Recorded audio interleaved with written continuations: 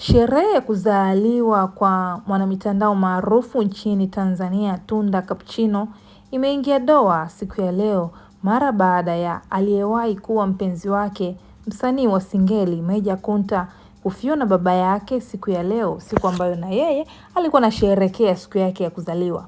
Itakumbukwa mwanadada Tunda na msanii Meja Kunta waliwahi kutangaza hadharani juu ya uhusiano wao wa kimapenzi, ikiwa ni muda mchache tu mara baada ya Tunda kuachana na aliyekuwa mzazi mwenzie msanii wa Bongo Flava anayefahamika kwa jina la Whozu, ambaye kwa sasa amezaa na mwigizaji Wema Sepetu. Tunda na Meja Kunta hawakuwa tu wapenzi wa kawaida, bali walifikia hadi hatua ya kuvishana pete ya uchumba kipindi cha mapenzi yao. Lakini mpaka sasa mwanadada Tunda hajaposti chochote kuhusiana na msiba aliokutwa nao msanii Meja Kunta, na hajaonyesha ishara yoyote. Sana yupo tu anasherehekea siku yake kuzaliwa.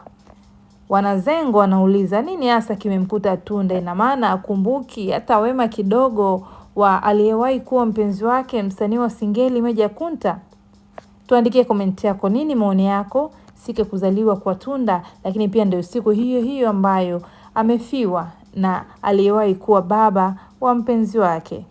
Tuandikie maoni yako hapo chini, tutayasoma. Leo ni miaka 30 ya mwanadada Tunda na anasherehekea hivyo akiwa na mpenzi wake mpya wa sasa anayefahamika kwa jina la David Njau.